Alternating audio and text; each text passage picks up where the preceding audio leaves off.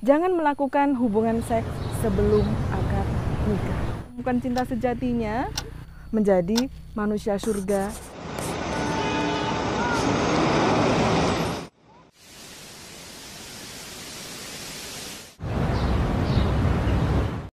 Hai kaum muda, ketemu lagi dengan saya Asih Utami Dewi dari Telaga Embun Kehidupan dalam program Sanggar Keluarga dengan serial Falling in Love.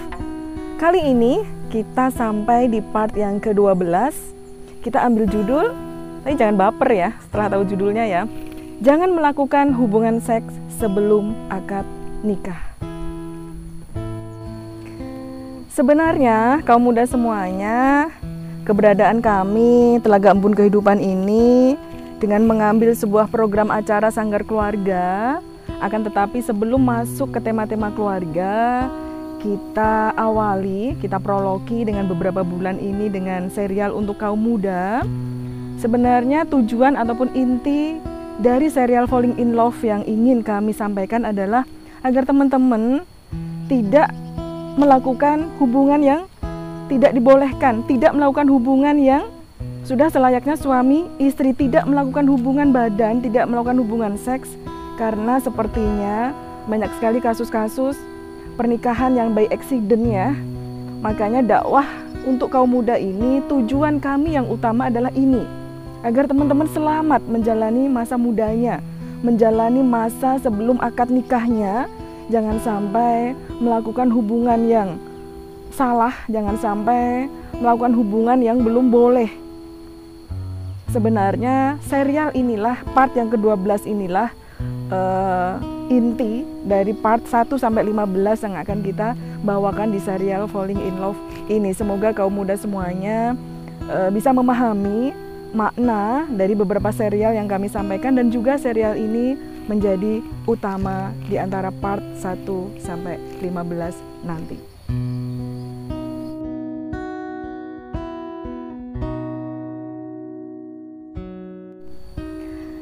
Kaum muda, tahu nggak kalau kaum muda semuanya, kita ini manusia pertama yang Allah ciptakan adalah Nabi Adam. Dan Nabi Adam ini adalah manusia surga. Makanya yang perlu teman-teman pahami, kita semuanya, kita ini, nenek moyang kita, pendahulu kita adalah Nabi Adam yang hidupnya di surga. Nabi Adam adalah manusia surga. Dalam darah kita, di dalam darah kita mengalir darah Nabi Adam. Walaupun kita generasi setelah sekian ribu tahun, akan tetapi ingat, di dalam darah setiap manusia masih ada darah dari Nabi Adam, manusia surga, manusia pertama yang Allah ciptakan dan diberikan kehidupan di surga. Makanya kita sebagai manusia jangan sampai merendahkan hakikat diri kita yang pada dasarnya kita diciptakan Allah sebagai manusia surga.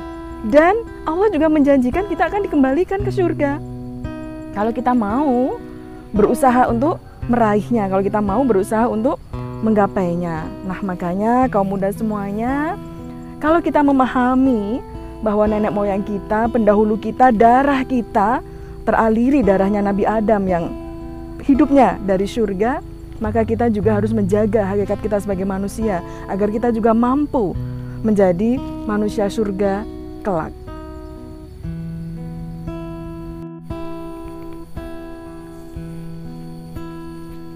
Kemudian yang kedua, kaum muda semuanya, kaum muda tahu nggak, pernah membaca artikel-artikel bagaimana proses kehamilan, bagaimana proses terlahirnya teman-teman dari sel telur sampai menjadi manusia?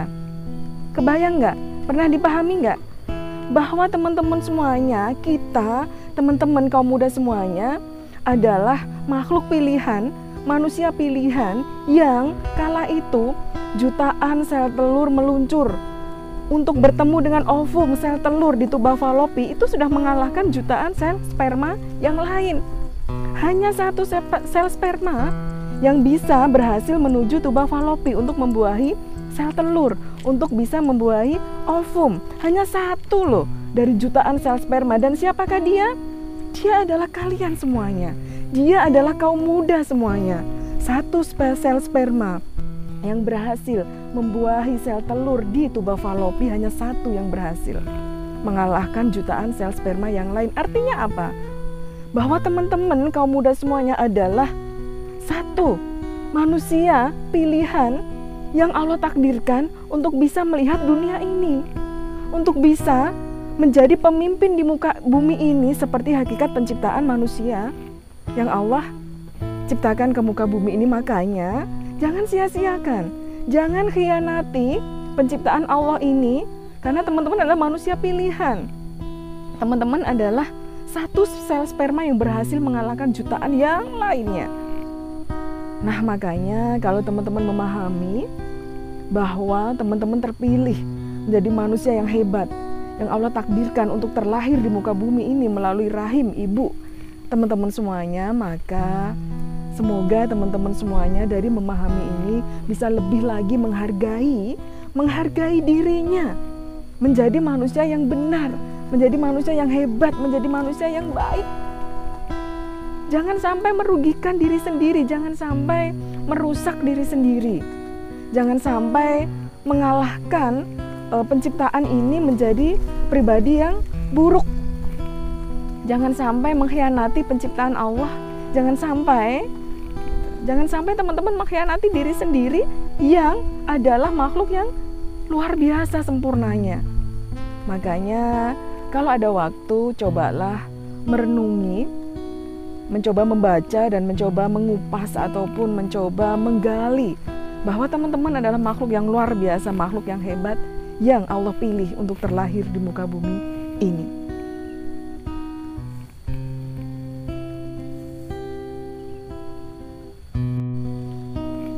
Kita masuk ke poin yang ketiga di dalam judul kita, yaitu tadi ya, jangan melakukan hubungan seks sebelum akad nikah atau sebelum menikah. Poin yang ketiga ini teman-teman semuanya, karena bagi kita yang muslim dan saya yakin di semua agama juga akan mengajarkan ini, bahwa hubungan badan di luar nikah atau sebelum menikah adalah sesuatu dosa yang besar. Kenapa menjadi dosa yang besar? Karena tadi manusia adalah makhluk yang sempurna, manusia adalah darahnya mengalir manusia surga, yaitu Nabi Adam. Makanya kenapa hubungan seks adalah perantara bertemunya sel sperma dengan sel telur, perantara terlahirnya manusia, makhluk sempurna yang Allah ciptakan. Alangkah naifnya kalau manusia yang notabene-nya adalah manusia sempurna terlahir dengan proses yang tidak benar, terlahir dengan cara-cara yang tidak benar, terlahir dengan cara-cara yang tidak halal.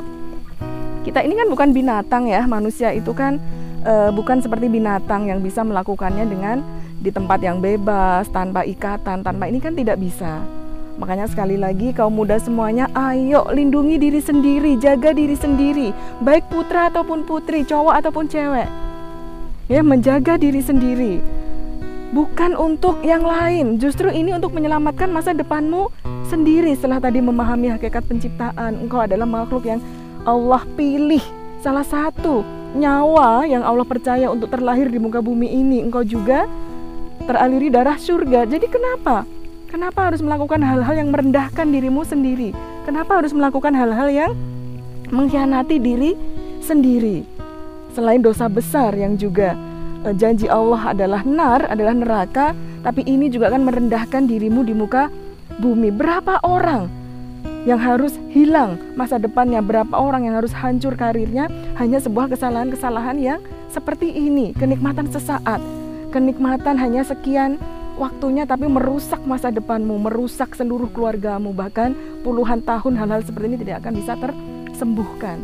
Makanya kaum muda semuanya, jangan melakukan hubungan seks sebelum menikah.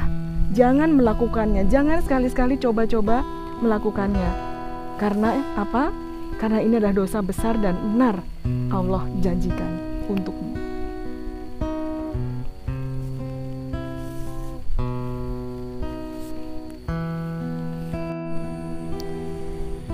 Kemudian poin yang keempat, kaum muda semuanya, biasanya kaula muda itu kan suka penasaran ya. Kaum muda itu kan sukanya pengen tahu Akan tetapi berkaitan dengan seks ini boleh ingin tahu, berkaitan dengan edukasinya, berkaitan dengan ilmunya, akan tetapi tidak boleh penasaran dengan coba-coba. Bahkan kalau kita bagi yang muslim tidak boleh mendekati zina, mendekati saja nggak boleh. Apalagi melakukannya, mendekati aja nggak boleh. Makanya kaum muda semuanya hati-hati dan nggak usah penasaran. Pasti akan merasakan, pasti akan merasakan. Justru apa sih yang harus disiapkan?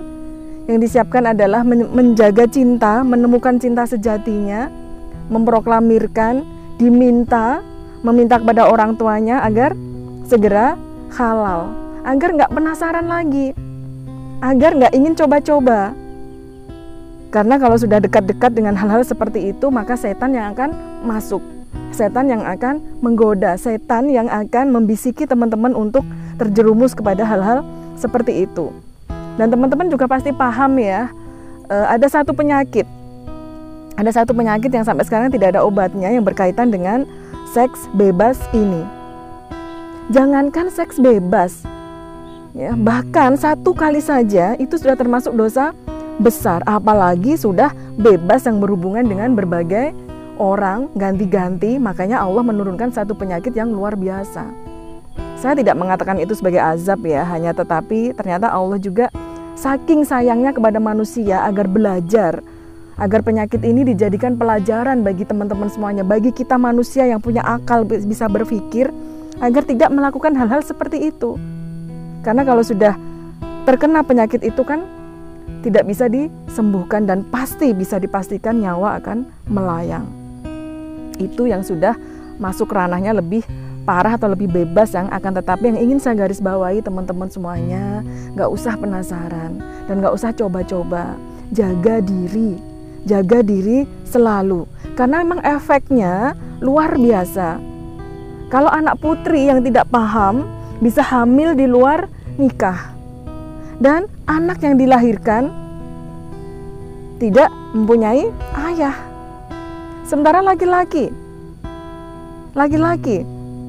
yang membuang benihnya sembarangan, sementara kalau dalam kita yang muslim ada nasab yang harus dipertanggungjawabkan, maka semuanya memang dosa besar. Wanita pun akan hilang harga dirinya. Siapa yang mau dengan wanita bekas orang lain misalnya? Notabene masih gadis belum menikah, tapi kalau sudah dicoba oleh orang, bagaimana nasib suaminya nanti? Apa dia akan ikhlas menerima atau justru akan menjadi neraka dalam rumah tanggamu? Makanya jangan coba-coba, jangan main-main urusan seks ini. Memang dia hal yang sangat menggiurkan, akan tetapi akibatnya tidak akan mudah. Akibatnya akan menjadi hal yang sangat menyakitkan, ataupun akibatnya akan menjadi hal yang merusakmu atau menjadikan namamu hancur seumur hidupmu. Maka teman-teman semuanya jauhi. Kalau sudah jalan berdua, kalau sudah diajak jalan berdua, ini itu jaga diri sendiri.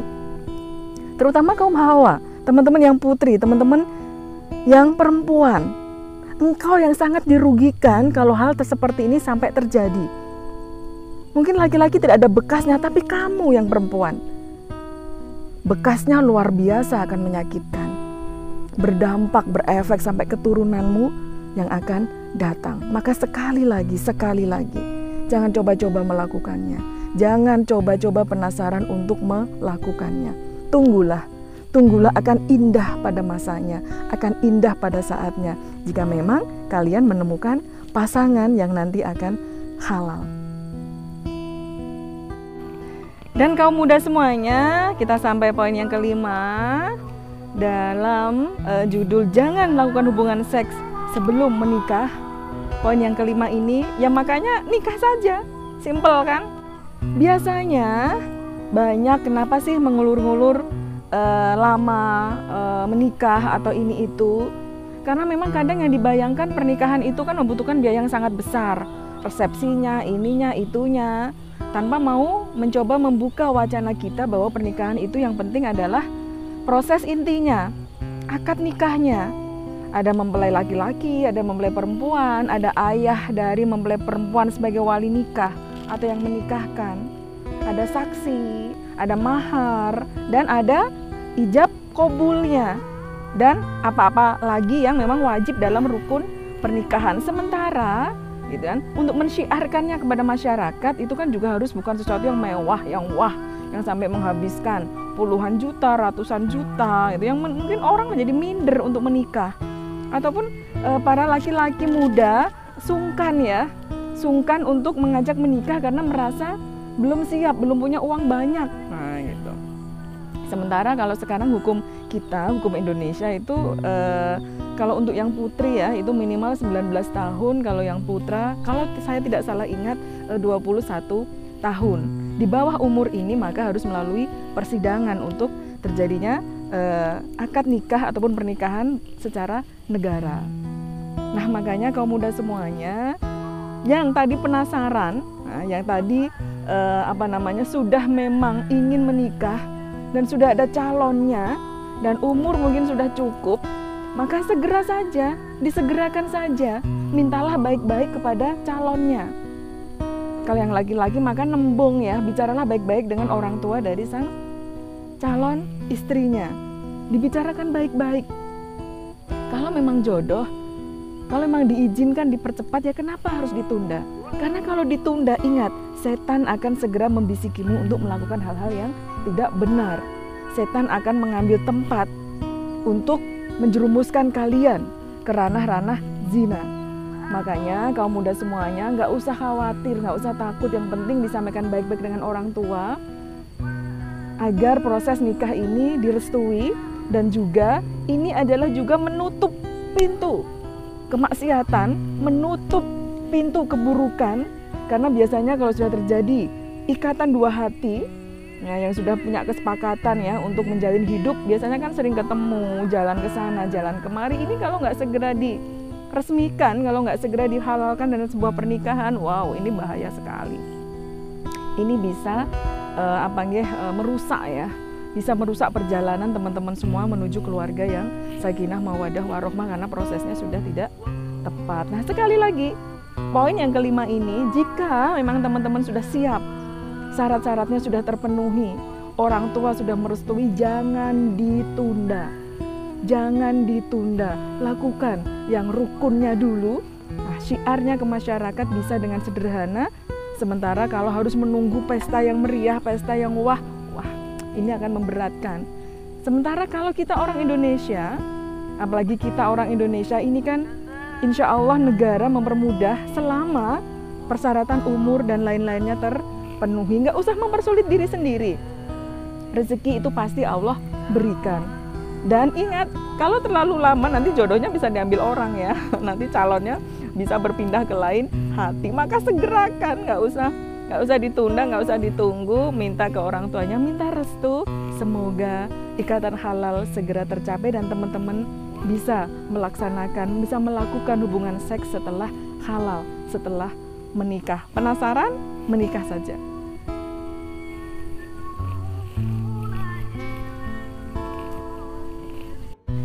Nah, kaum muda semuanya, semoga part 12 ini mampu membuka relung-relung hati kaum muda semuanya, agar mampu melindungi dirinya, agar mampu menghindarkan diri dari terjerumus zina atau melakukan hubungan seks sebelum menikah.